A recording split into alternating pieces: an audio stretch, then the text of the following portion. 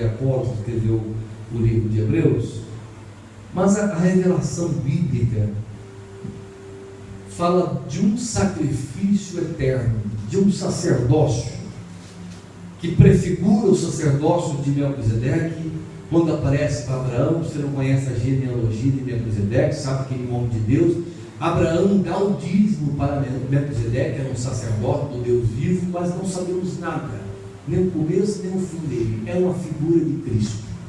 E o escritor aos Hebreus, que ele é segundo a ordem, é sacerdote segundo a ordem de Melquisedeque. E a expressão do escritor fazendo alusão à obediência, interessante, irmãos. Ser humano precisa ser adestrado, precisa ser forjado. Todo ser humano nasce com um problema.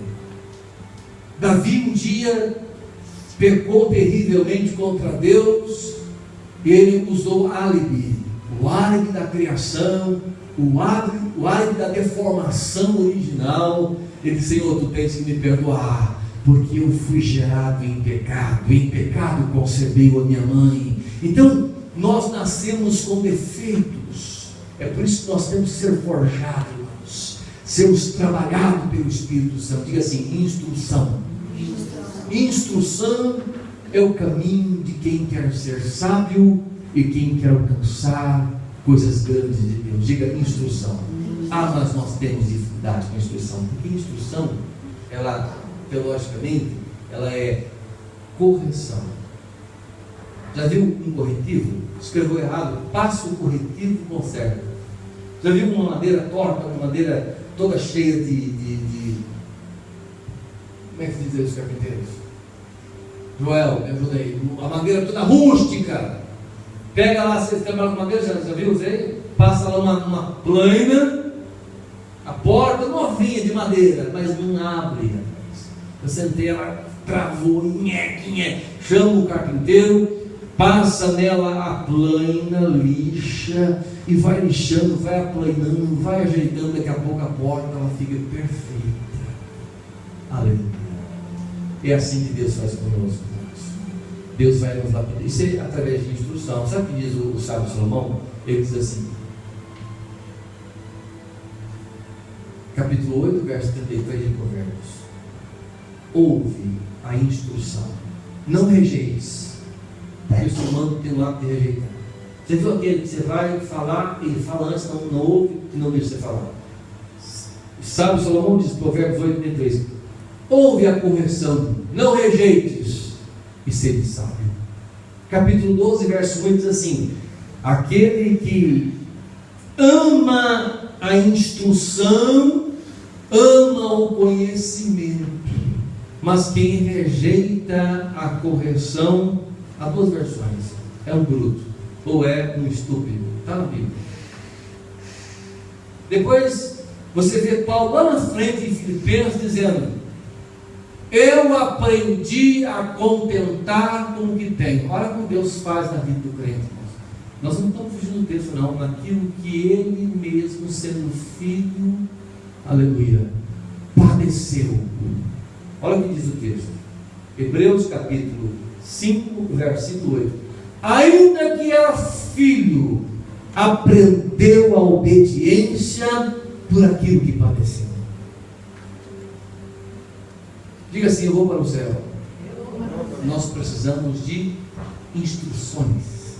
Instruções de um lado e correções do outro lado. Todos nós precisamos de, e nascemos imperfeitos. Nascemos imperfeitos.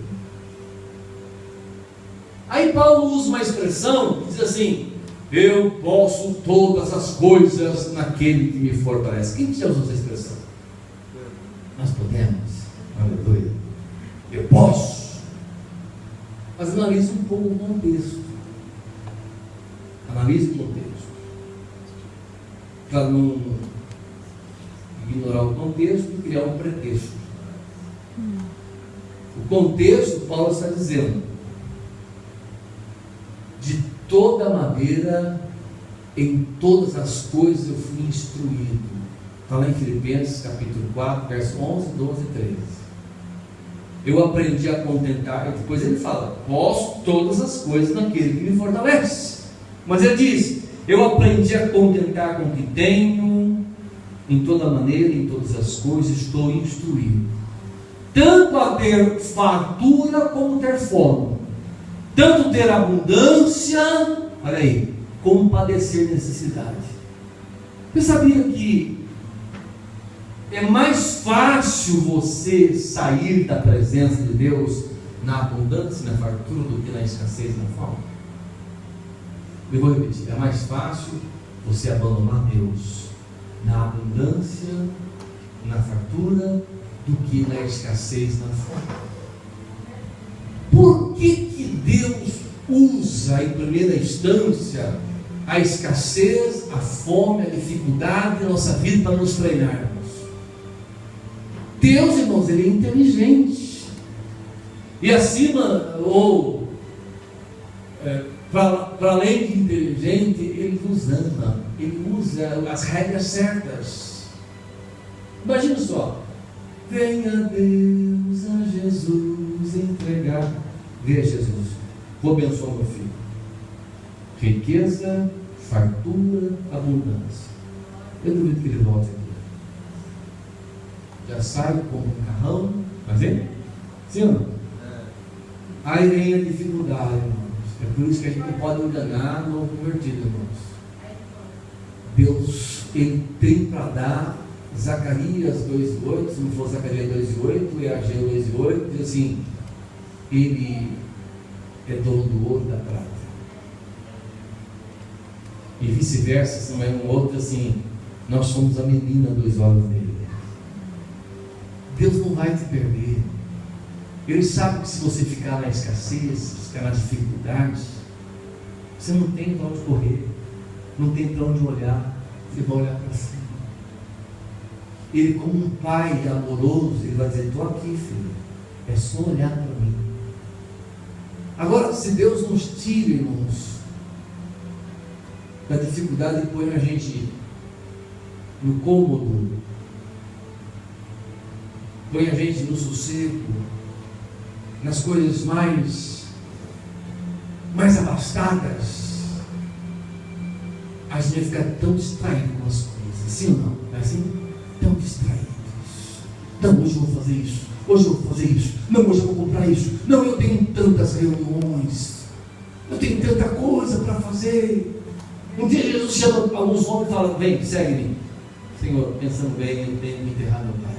Senhor, pensando bem, eu tenho que despedir da minha família. Jesus disse: olha, ninguém que lança a mão do arado e olha para trazer água para o reino de Deus. Então, o Deus que nós servimos, um Deus amoroso, um Deus que está disposto, irmãos, porque Ele pagou um preço muito alto, muito alto. Ele não está disposto a perder você. Eu vou usar a primeira regra. Vai ser difícil para Ele. Mas através desse caminho difícil eu vou melhorar tanto esse cliente. Vou ensinar, porque, irmãos, pega um sujeito. Quem é brasileiro? Levanta a mão. Então, português são poucos. Talvez vocês não entendam, mas deve ter aqui também alguma coisa do gênero. Eu pego lá um garoto nordestino, lá do Piauí, lá da zona da mata, do sertão do Nordeste. Eles comem, não sei, é tão pouco pequeno. A terra não dá nada, está seca, não é assim, moça? O sertão brasileiro que não chove, tanta escassez de alimento, passam fome. Existe no Brasil isso, pessoas que passam fome. Aí o garoto resolve: eu vou sair de casa. 11 anos, 12 anos, vou para a capital paulista, eu vou trabalhar, eu vou ajudar a minha família. E aquele garoto sem experiência nenhuma sai, sofre, anda até no meio dos trombadinhas lá em São Paulo, na Praça da Sé. Mas se tiver caráter, ele não rouba. Como aconteceu com o pregador, virou mendigo, mas não roubou. Sofreu, dava uma comida para ele, cuspia a comida, ele agradecia a Deus. Hoje é um grande pregador. Aí você pega esse garoto que sofreu solidão, desprezo. Ele está agora com 40 anos. Vai conversar com ele.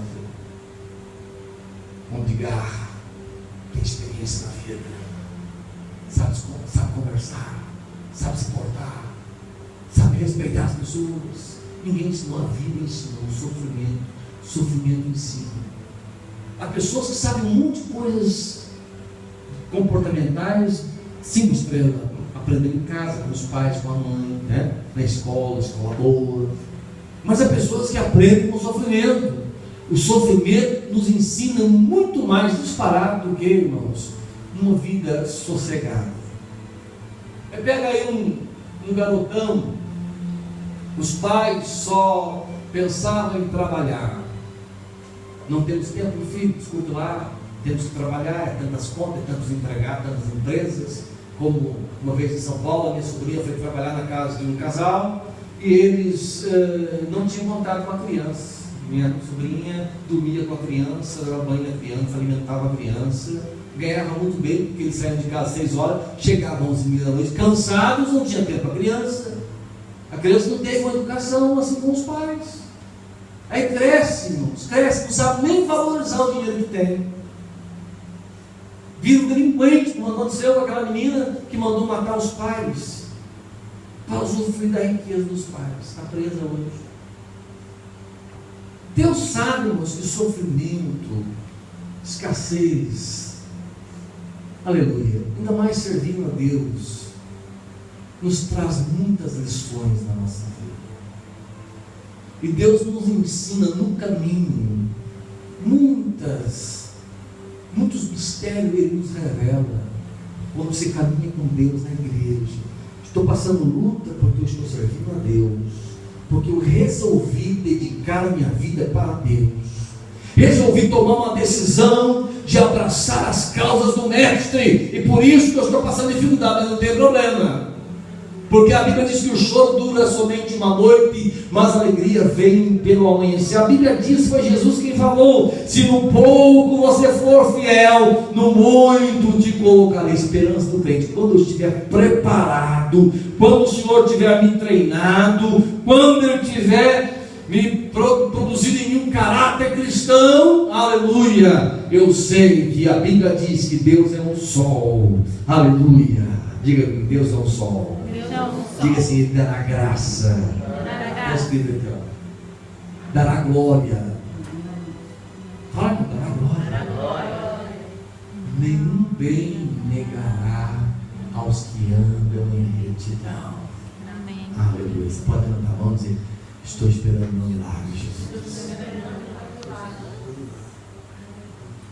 Interessante servir a Deus. Interessante. O exemplo do texto, Jesus não precisava passar por nada disso, por nada disso. Ele aprendeu a obediência por aquilo que padeceu. Aí você lê o versículo seguinte: e sendo ele consumado, aleluia, veio ser a causa da eterna salvação para aqueles que lhe obedecem, aleluia. Obediência sempre está intrínseco à nossa caminhada cristã, irmãos. Aí, para nós terminarmos esse texto, Paulo diz assim, Filipenses 2, capítulo 2, versos 5, 6, 7, 8, 9, 10, 11.